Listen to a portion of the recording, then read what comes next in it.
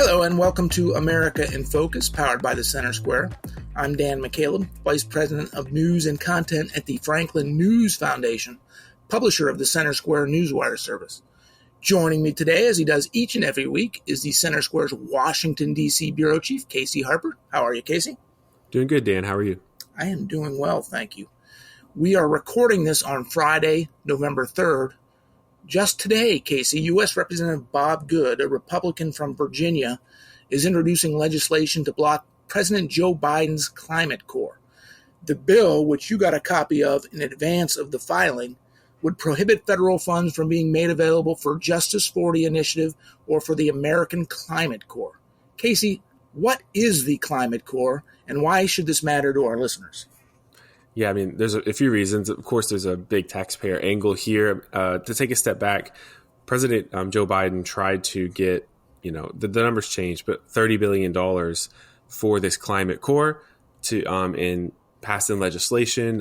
It was almost, basically it started in the Build Back Better Act, but was stripped out, right?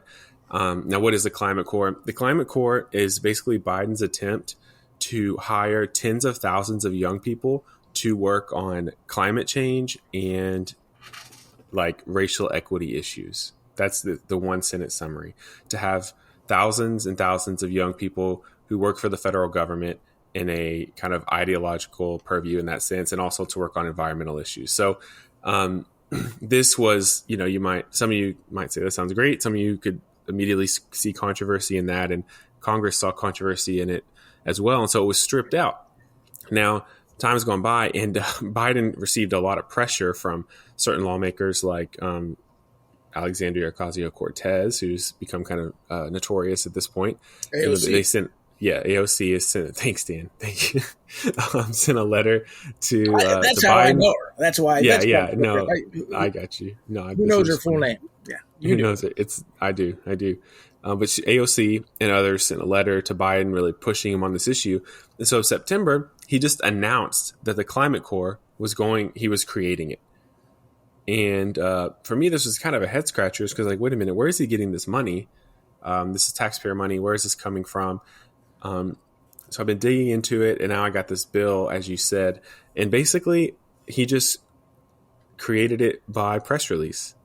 So, I mean, Congress didn't approve it, is what you're saying. No, not explicitly. And now the House Oversight Committee is looking into it. How much federal money is being spent on this? Where is the money coming from? Is it being come from other things that Congress did authorize? Just basically wanting to make sure that Biden isn't violating the power of the purse, which belongs to Congress to delegate, to divvy this money out.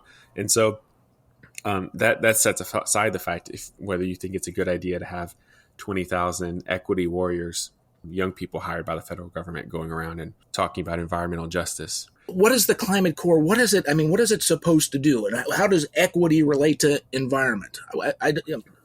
Well, this is kind of a theme with everything the Biden administration does. There's almost always some kind of equity angle. They can announce any program, but it has to slide in that it's going to be equitable. It's going to fight discrimination. This has kind of just become a part of the Democrat playbook at this point. I'm trying to think of a parallel on the Republican side. It'd be like, no matter what you do, you have to say that this is a constitutional thing, or it's going to create jobs.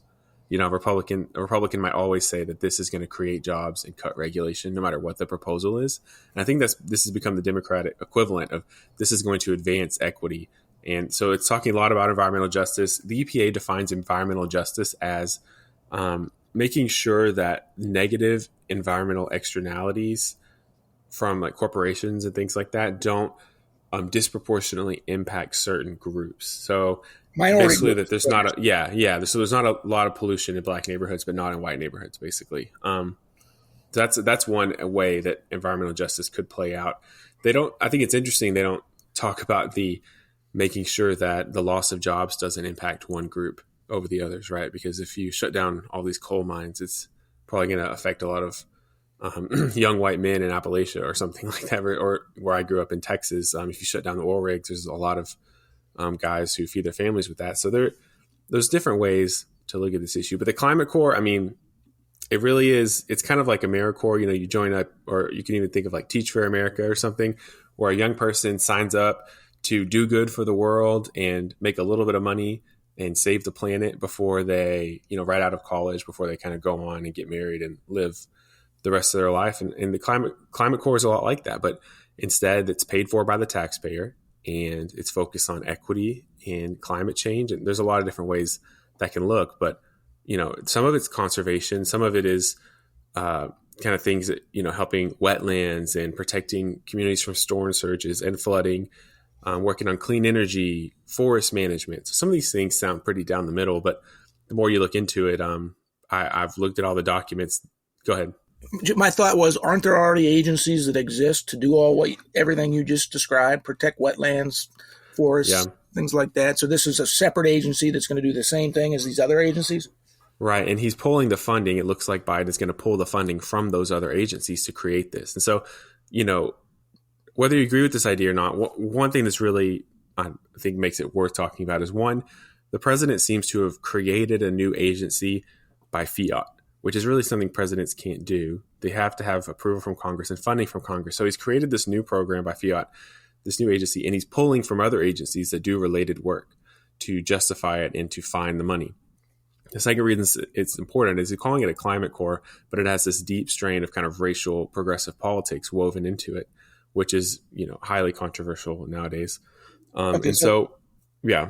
I was going to just say, so Representative Good introduced this in the House. Republicans have a slight majority in the House. But it's so let's say it passes the House to prevent Biden from doing this. Then it goes to the Senate, where Democrats have a slight majority. What are its prospects? And I'm sure if it ever got to Biden's desk, he would veto it. So what are its prospects? Probably aren't very good. Yeah, not in this Congress, but I think even just based on the questions we're talking about here, this is something that Biden, I think, a little bit got away with. And no one even knows about it.